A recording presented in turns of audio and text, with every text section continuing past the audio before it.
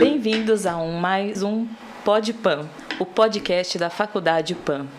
E hoje estamos aqui para falar sobre um tema inovador, que é a questão da justiça multiportas criminal. Então, o grupo de extensão Conciliar Mais Paraná, o grupo da Faculdade PAN, convida o Dr. Wilson para falar mais sobre esse tema com a gente. Eu sou a Louise, estudante universitária da Faculdade PAN. Eu sou o professor Augusto Balalai, da PAN. E eu sou o professor e delegado Wilson Fabiano Oliveira de Arruda, mais conhecido como delegado Fabiano Oliveira. Estamos aqui para contribuir com esse PodPan. Doutor, então vamos começar ali pelo básico. Do que se trata a justiça multiportas criminal?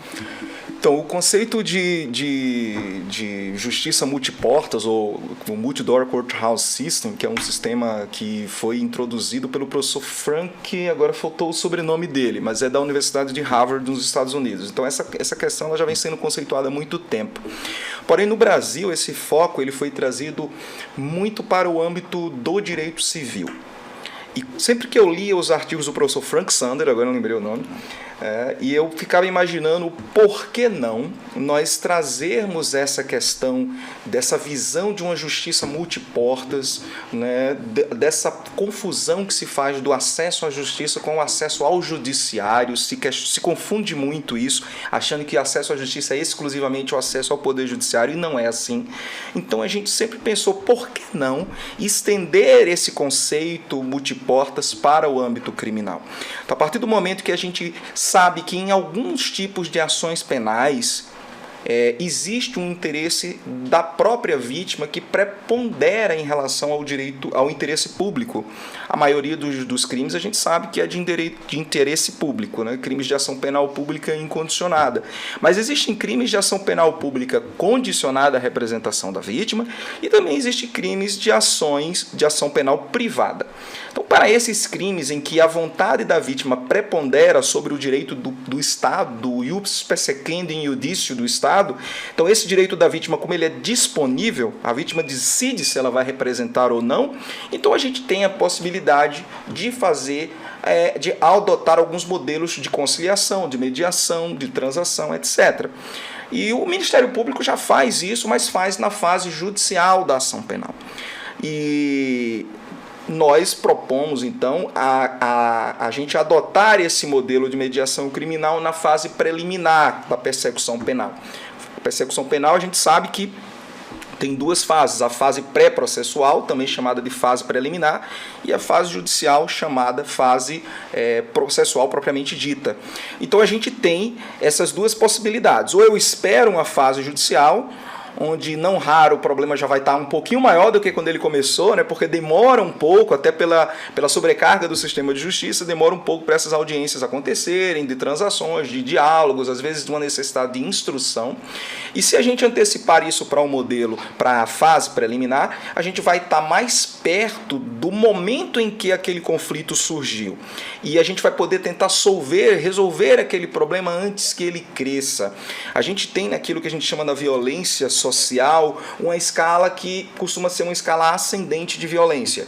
Quando a violência começa, no mais das vezes ela começa pequenininha, daí ela vai se crescendo, vai crescendo, vai crescendo. Então a briga de vizinhos ali, ela começa numa discussão, num xingamento, ela vai para uma ameaça, ela vai às vezes para uma agressão física e pode culminar até num homicídio, como infelizmente recentemente já aconteceu num dos bairros que nós atendemos ali no 13º Distrito.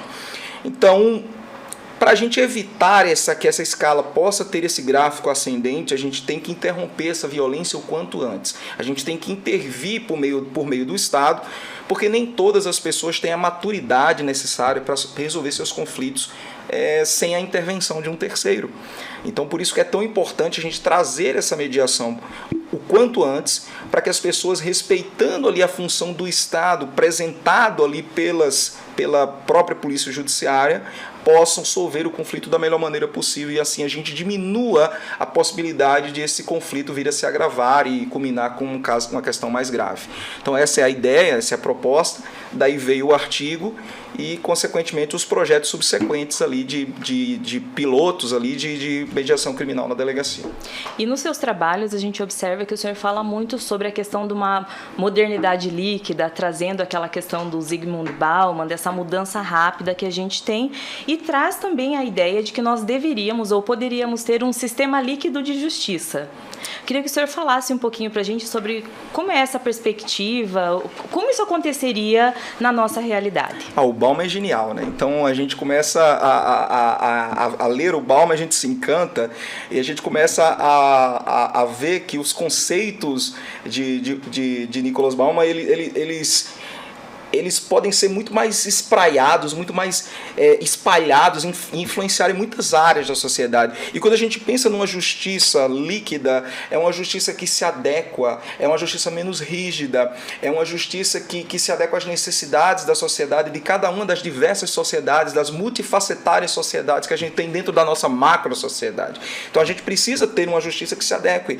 Se a justiça permanecer estanque, se ela permanecer paralisada, rígida, formal como ela costuma ser, a gente acaba não tendo uma estrutura que esteja pronta para responder aos anseios da população, aos anseios da sociedade, das comunidades. E aí ela começa a criar o que a gente chama de crise de efetividade, que é um problema muito sério do direito brasileiro. O direito brasileiro hoje a gente tem bastantes leis, muitas boas, como o Estatuto da Criança e do Adolescente, né, leis que são referência mundial até, mas se o Estatuto da Criança e do Adolescente é uma lei tão importante, tão referência mundo afora, a Lei Maria da Penha é um outro exemplo, por que a gente não consegue então diminuir os índices de violência, né, contra a criança e adolescente ou contra a mulher vítima, a mulher ali no contexto de uma relação familiar, uma relação amorosa? Por que a gente não consegue diminuir esses índices? Por que a gente não consegue baixar? Porque lei por si só não é o suficiente. A gente precisa pensar o sistema num aspecto mais macro, também pelo aspecto social, sociológico, filosófico até, religioso, por que não? Porque a gente pode então unir forças, objetivando tratar as feridas da sociedade que vão muito além daquilo que o direito consegue enxergar por si só. E aí quando a gente tem um conceito mais aberto de justiça e flexibiliza um pouco as portas, os caminhos da justiça, a gente consegue dar uma resposta mais efetiva. Eu costumo dizer assim, as pessoas não vão na delegacia para tomar café, para conversar com a gente. E aí, seu polícia, como é que o senhor está? Está tudo bem? O senhor está bem? Está precisando de alguma ajuda? Não, as pessoas vão para levar um problema. Tanto que BO virou sinônimo de problema. Hoje é muito comum as pessoas, vai dar BO. BO é o que? Virou problema, né? Sinônimo de problema no Brasil. E o boletim de ocorrência, que é o famigerado BO, ele é nada mais do que a notícia de um fato para a polícia judiciária, para que ela adote providências, ou para a polícia administrativa, no caso a polícia militar, para que ela também faça os encaminhamentos. Então a pessoa faz uma notícia de uma ocorrência, de uma situação, de um problema, não é porque ela quer sair com um pedaço de papel na mão e dizer, eu tenho um BO, olha que orgulho, conquistei meu BO. Não, as pessoas querem a solução de um problema. Para elas não importa se é um delegado que vai assinar, se é um juiz, se é um promotor, elas querem a solução de um problema. E quando a gente posterga essa solução de problema, a gente acaba frustrando as justas expectativas sociais de celeridade na resolução daquele problema. As pessoas querem uma justiça rápida, tanto que o princípio da celeridade, ele foi alçado até uma esfera constitucional, porque esse desejo que se tem da razoável duração do processo, e processo lato sensu. Então, quando a gente entende isso, a gente começa a perceber que as pessoas querem efetividade, e que para elas pouco importa se vai ser na delegacia que o problema vai ser resolvido ou se vai ser no fórum. O que importa para elas é, eu levei o problema para o Estado, e o Estado interveio e resolveu o problema. Então esse é o objetivo. Sabe uma coisa que eu gostei muito desse seu aporte que você fez do sistema multiportas líquido, né? Eu achei muito interessante, porque isso tem a ver com a efemeridade das relações que nós vivemos hoje. Sim. Né? E isso foi uma coisa que eu achei muito interessante e me fez divagar bastante sobre esse tema, porque a verdade é que as pessoas elas vivem relações tão rápidas, tão efêmeras, Sim. tão cheias de expectativas e elas abandonam tão igualmente rápido que isso tende a ser um problema social, porque as rupturas são muito, muito rápidas. Rupturas abruptas, esperanças e expectativas extremamente elevadas que levam a frustrações elevadas que levam a conflitos. Que levam a litígios. Que podem nos levar aos centros de conciliação e mediação. Exatamente. E aí eu tenho uma pergunta para o senhor. Qual lá. é a diferença entre uma conciliação e uma mediação que eu tenho num Sejusc e que eu posso ter numa delegacia? Então, a mediação, ela é uma solução em que o mediador ele atua um pouco mais positivamente na resolução do conflito. O conciliador ele adota uma postura um pouco mais passiva. O ideal é que ele apenas fomente para que as partes conciliem entre si. Então, o papel das partes é muito mais preponderante, digamos assim, um protagonismo maior do que na mediação. A mediação, o mediador ele tem um papel um pouco mais protagonista. Não que ele vai tirar o protagonismo das partes, mas eu diria que ele vai dividir o protagonismo com as partes. Então ele pode propor soluções que não foram sugeridas pelas próprias partes. Mas ele pode propor soluções que de repente atendam às expectativas razoáveis de ambas as partes. O mediador ele vai inclusive alertar ambas as partes, esclarecer as consequências fáticas e jurídicas da escolha por um processo judicial. Nos modelos que a gente usou, né, nas oportunidades em que a gente usou esses modelos, eu tinha a oportunidade de esclarecer as partes, sabe, a realidade. Como a juventude gosta de dizer, eu vou bater uma real em vocês aqui. Olha só, vocês estão achando que se isso aqui for mantido na justiça, vai terminar em quanto tempo? Então as pessoas, 2, 3, 4, 5, 6 meses, não, isso vai levar anos. Isso vai levar anos em que essa ferida vai ficar aberta. Vai levar anos em que vocês vão ser intimados, vocês vão ter que ir para audiência, vocês vão ter que indicar testemunhas. Então não é uma coisa fácil. Para você, vítima, você quer levar um processo de injúria à frente, você vai ter que contratar um advogado ou buscar um apoio da Defensoria Pública ou de algum escritório de prática jurídica modelo. Então as pessoas não têm a noção do que isso significa. Elas acham que é o paraíso aqui. E é exatamente esse descompasso que eu acho interessante, porque o nosso Código Penal de Processo Penal são da década de 40, né? Quer dizer, uma sociedade quase 100 anos atrás, e com toda essa evolução que nós temos de tecnologia, de relacionamentos, a vida líquida, né? Então, na verdade, o sistema penal ele está em descompasso com a necessidade, os anseios sociais, né? Totalmente em descompasso. E pior porque a gente tem um Frankenstein, na verdade. O nosso código de 40 é Frankenstein, totalmente. Que aí a parte especial foi feita para um contexto de direito penal diferenciado, e aí fizeram essa Frankensteinzada aí no nosso código de criar uma parte geral em 84, se eu não me engano, que é meio dissociada a realidade trazida em 84 com a realidade de 40, por óbvio, que não ia pegar muito bem. E quando a gente observa a discrepância entre a realidade atual e a de 40, aí fica pior ainda. Não é uma revisão, é enxerto, né? Então a gente vê que não deu certo. Tentaram misturar as coisas, não deu certo. A gente está precisando de uma reforma. A gente se preocupa, de certa forma, com algum radicalismo, com alguns extremismos, né, que acabam nos tirando a oportunidade de discutir temas muito importantes, como a reforma do Código Penal e do Código de Processo Penal. E a gente acaba deixando oportunidades e pautas tão importantes de lado, até porque se for discutir nesse clima que nós estamos, vai ser um querendo pena de 100 anos e o outro querendo liberdade absoluta, e vai ser uma confusão.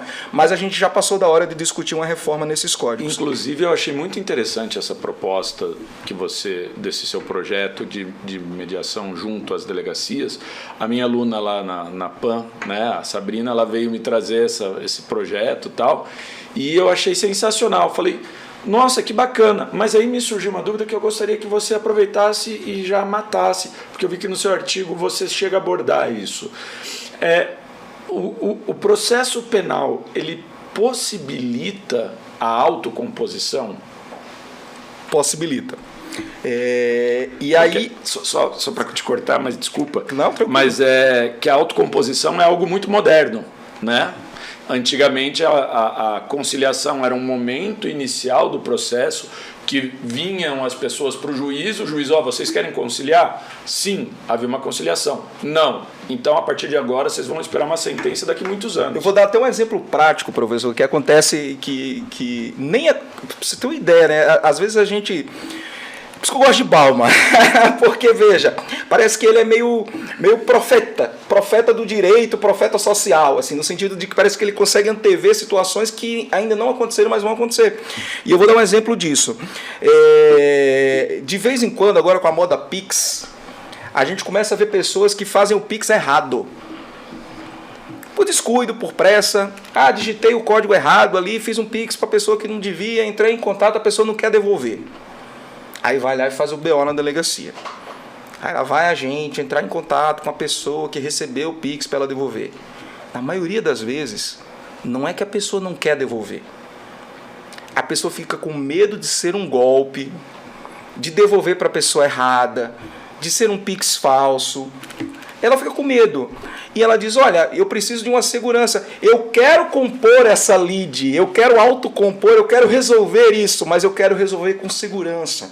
Eu não quero correr o risco de estar fazendo uma coisa que vai me trazer um prejuízo. Mas eu também não quero me auferir ilicitamente em decorrência de um erro alheio. Então, eu preciso, para me sentir seguro, do Estado intervindo para que eu possa conduzindo a solução. Conduzindo a solução.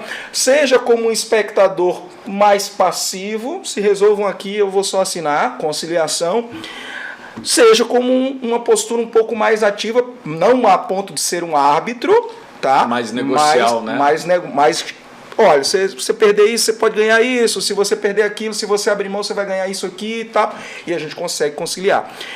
Conciliar no sentido lato sensu, né? Conciliar abrangendo aí a conciliação propriamente dita, mediação e até mesmo outras soluções.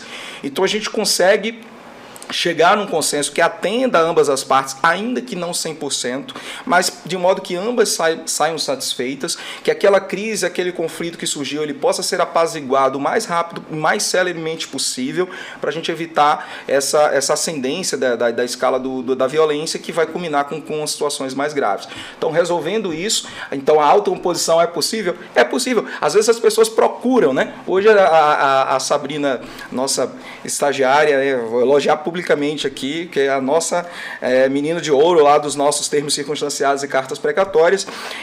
A pessoa foi ser ouvida ali no cartório e a pessoa já chegou perguntando, mas não dá para chamar a minha vizinha aqui para conversar? Porque eu queria resolver isso, não era bem isso que eu queria dizer ou fazer, eu acho que foi uma má compreensão, um mal entendido, será que a gente não pode conversar e resolver? Ou seja, há um certo anseio social. E aí que entra a justiça líquida, multiportas. Porque aí, se eu for rígido na aplicação do direito, eu vou dizer, não, você vai conciliar lá daqui a 6 meses lá no fórum, na audiência do juizado especial. Eu sou duro, eu sou engessado aqui. Não, eu preciso fazer uma leitura mais sistemática, teleológica e, por que não dizer, líquida do direito como um todo, entendendo que a solução do conflito é o objetivo final e que o processo ou o procedimento é um meio.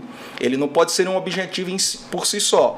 Então, se eu me detiver muito na forma, às vezes eu me perco no objetivo final.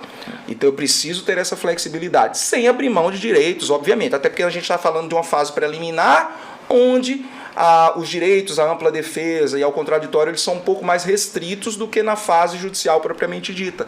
Então a gente até tem uma flexibilidade maior na fase preliminar do que na fase judicial. Até porque aquele período, né, em que o judiciário queria ser judicializado, ele queria ser acionado, ele acabou. Acabou. Porque existe hoje, né, nós vivemos uma sociedade orientada por dados, né?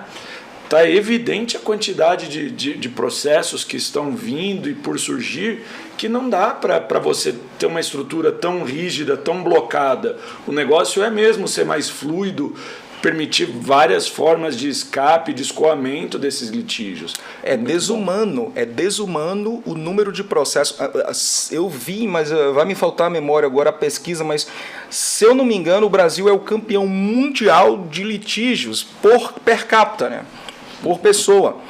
É um absurdo o número de litígios. As pessoas literalmente não conseguem resolver pequenos problemas, como uma bola que cai no gramado do vizinho ou uma janela quebrada por alguma brincadeira de criança. Ninguém consegue resolver conflitos. Parece que a sociedade não está num nível de amadurecimento emocional de conseguir resolver conflitos sem a intermediação de um terceiro, sem que haja necessariamente uma autoridade pública que venha fazer alguma ação ou pelo menos intermediar alguma solução para o conflito. Então, se a gente concentrar isso no Poder Judiciário, a gente acaba sobrecarregando a estrutura do Poder Judiciário, de modo que ele não consiga dar vazão às demandas realmente graves, ainda mais no âmbito criminal, e a gente tira a celeridade, a efetividade do direito penal, que é um risco altíssimo para as relações sociais. A gente precisa entender isso como não apenas uma possibilidade, mas uma necessidade. É imperioso reconhecer que a gente necessita de soluções alternativas e não apenas concentrar, como se a gente estivesse colocando num funil todas as demandas de âmbito criminal, num funilzinho bem fininho ali, que é o Poder Judiciário, para tentar resolver tudo. Não vai conseguir. Infelizmente não vai conseguir. E na sua experiência prática, o senhor já conseguiu fazer alguma conciliação em delegacia? Ou tem conhecimento de locais em que isso chegou a ser aplicado? Tem. Quando eu passei ali por algumas comarcas do interior, Laranjeiras do Sul, Palmital, houve algumas experiências ali que eu quis fazer de modo sempre respaldado pela Lei Federal de Mediações, mas quis fazer como uma experiência piloto. Então nós submetemos 6 casos, 2 em Palmital e 4 em Laranjeiras do Sul, a essa possibilidade de mediação criminal. Com 100% de êxito, a gente conseguiu resolver esses problemas que foram trazidos. Eu me lembro especificamente de um caso desses 6 que era um conflito entre locador e locatário, em que a locatária tinha locado o imóvel em perfeitas condições. E no meio da relação locatícia, eles tiveram um desentendimento, locador-locatária, a locadora e a locatária, se xingaram, aí foi aquela confusão, e aí apareceu uma janela quebrada. E em razão dos desentendimentos havidos entre elas, a locadora presumiu que foi a locatária que quebrou de propósito aquela janela. Imaturidade emocional. Não sequer nem perguntou. Quebrou porque ela ficou com raiva, porque isso, porque aquilo. Tá, aí a locatária explicou, não, foram os moleques aí brincando no meio da rua, caçando passarinho e tal, e pegou uma pedrinha aí, provavelmente no estilingue, e quebrou a janela aqui e tal. Aí eu, tá, tudo bem. Mas você assinou o contrato dizendo que você tinha que devolver a casa do mesmo jeito que você a encontrou, certo?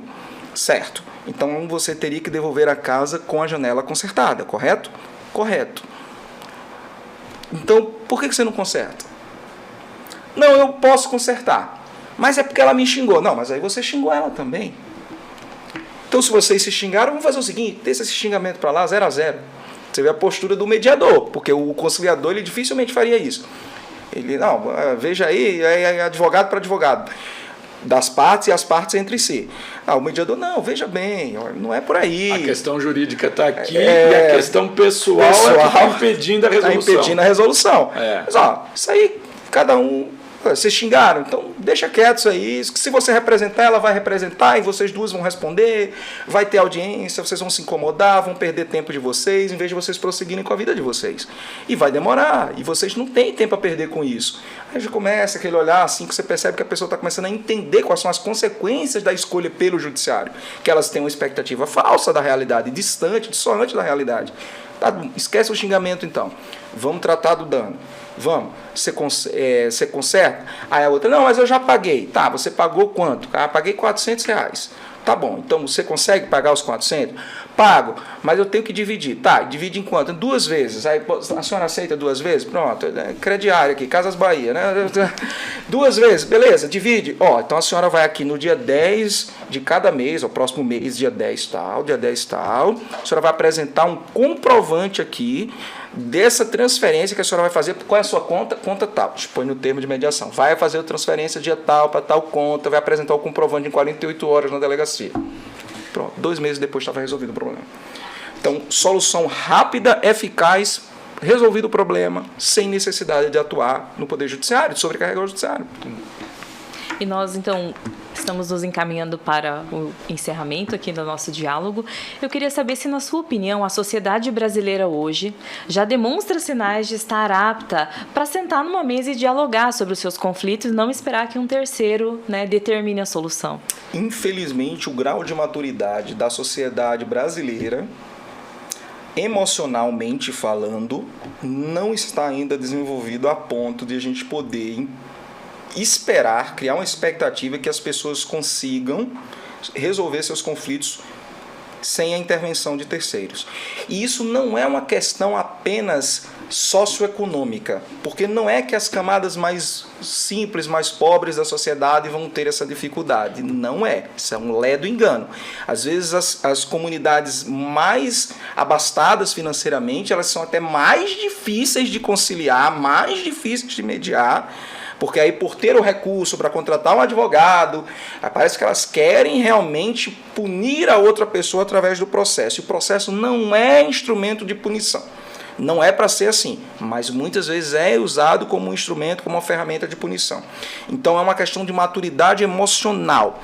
E nós, como latinos, temos esse sangue fervente, né, que acaba nos fazendo ter tempestades em copos d'água desnecessariamente. Eu dou até um exemplo, às vezes, quando nas minhas aulas de direito eu dava alguns exemplos em sala de aula. Eu chegava para os alunos e perguntava assim, eu vou dar um exemplo fictício, não é um caso real. Então eu chegava para os alunos e falava assim, gente, olha, é o seguinte, o fulaninho, né, eu chamava o fulaninho chega, tá brincando de bola na frente da casa do vizinho, daí chuta a bola vai lá e quebra a janela do vizinho. O que é que o vizinho vai fazer? Opção A, ele vai chegar lá no pai do fulaninho e vai dizer, olha, o seu filho estava jogando bola aqui na frente e ali por acidente, né, a bola acabou batendo aqui na minha janela, quebrando a janela. Olha, mas não tem problema, isso é coisa de criança, a gente já foi criança, a gente já brincou, isso é bom, é saudável, a criança precisa brincar mesmo, foi sem querer, não tem problema nenhum, mas vamos resolver aqui como é que o senhor quer fazer para a gente ajeitar aqui a janela, corrigir o problema e pronto. Opção A, essa é a opção A. Opção B, aquele, não vou falar a palavra, daquele fulaninho, que ele não trabalha, só fica na rua o tempo todo, não estuda, ele foi lá, quebrou minha janela e tal, e tem um escândalo, e o outro vai, você não pode falar mal do meu filho, porque o seu filho também não presta. E como... Opção A ou B, o que vocês acham que vai acontecer? Opção B.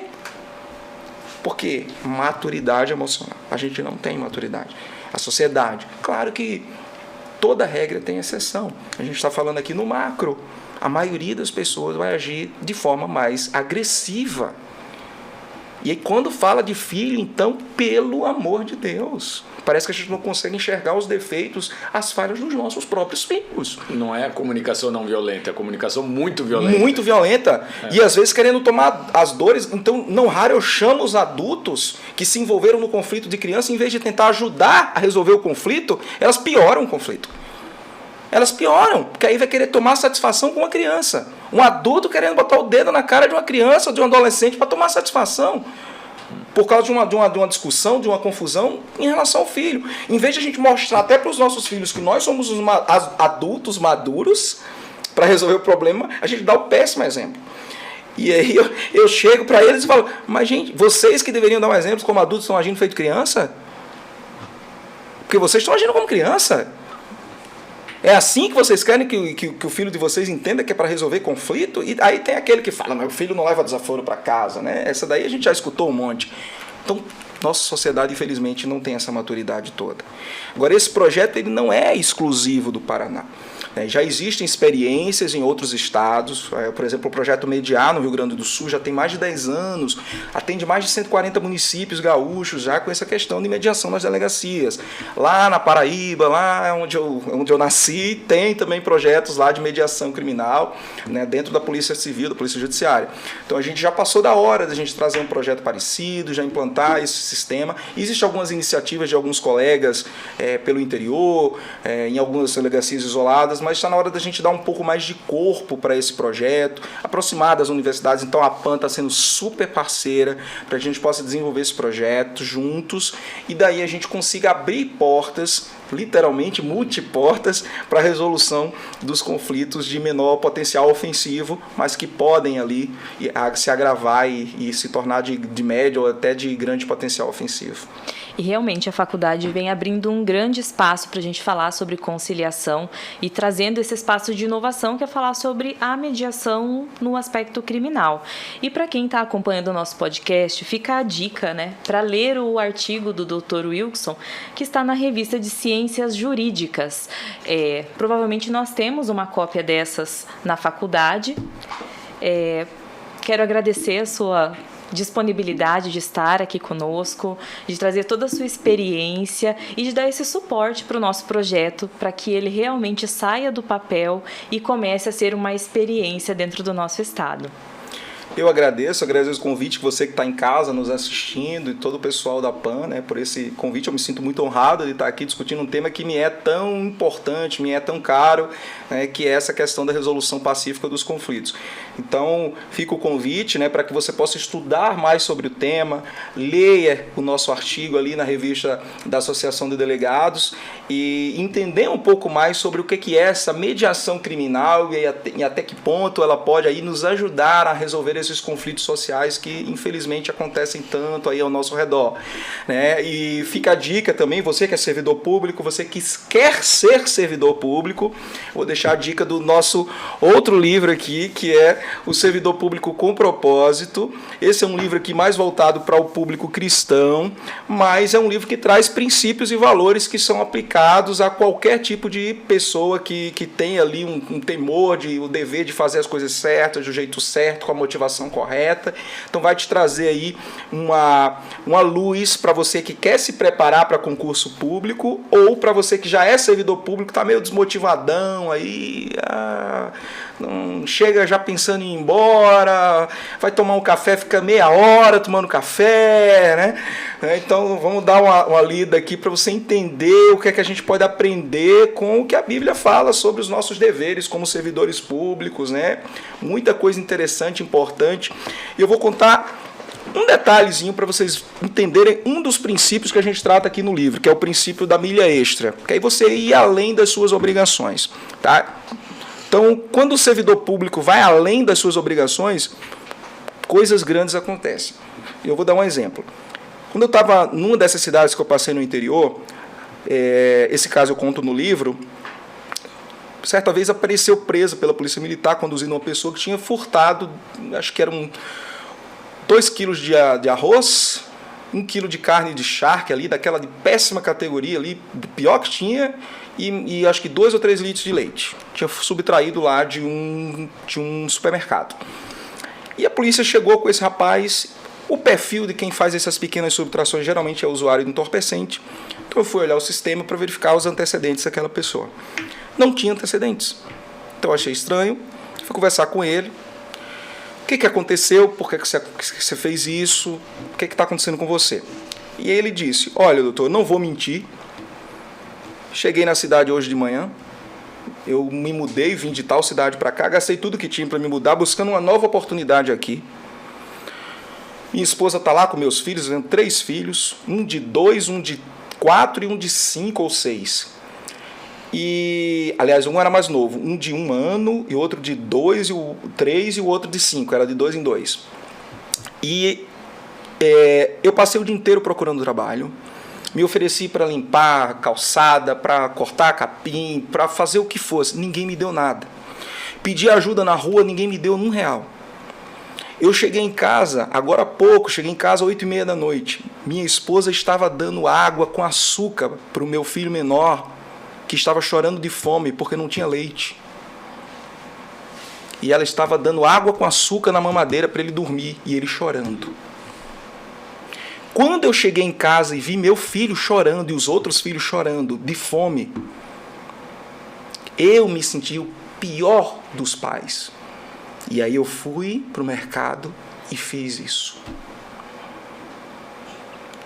E as pessoas que estavam no mercado queriam pagar. E o gerente não teve a sensibilidade de deixar. E ele começou a chorar lá no mercado. Quando ele me contou essa história, os policiais militares que tinham trazido ele, super constrangidos, eu tinha outras ocorrências, estava no plantão, tinha outras ocorrências para atender, eu pedi para eles uma coisa: vocês se incomodam de ir na casa dele e verificar se essa situação é verdade? E eles falaram: olha, doutor, nós vamos. E foram. Esses policiais militares, eles não tinham obrigação de ir. Eles foram além da obrigação, mas eles foram. Demoraram e voltaram. E aí? O que é que vocês encontraram? Doutor, era exatamente o que ele falou. A gente chegou lá, as crianças ainda estavam chorando. A mãe ainda estava desesperada, e mais desesperada porque não sabia onde estava o marido. E o bebezinho chorando de fome, e ela dando mamadeira com água e açúcar.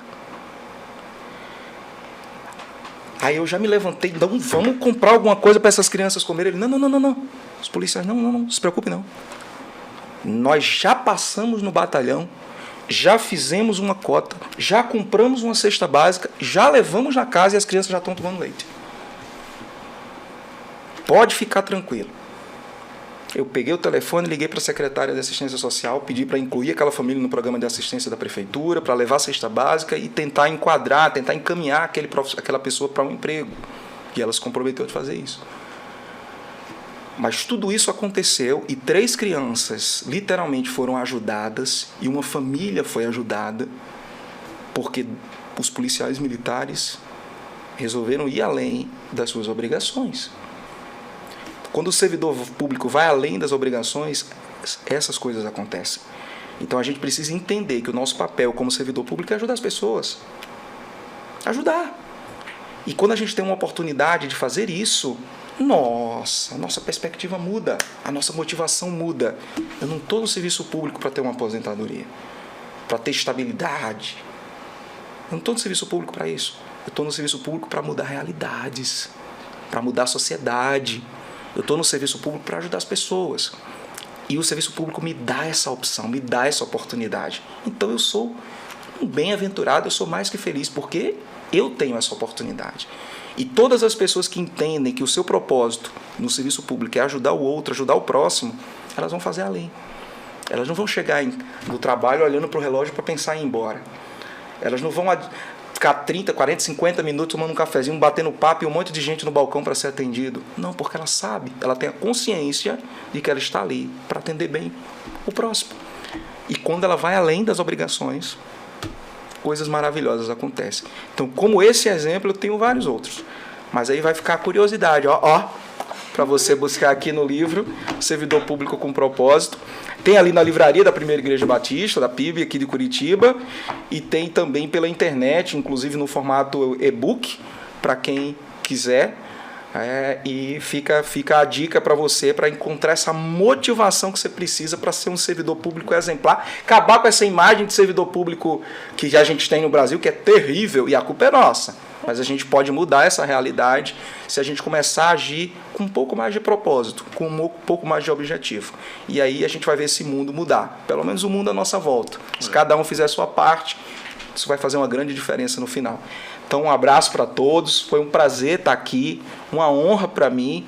Me convidem sempre que quiserem, porque para mim é realmente uma honra estar aqui conversando com vocês, com os alunos da PAN, com toda a comunidade acadêmica.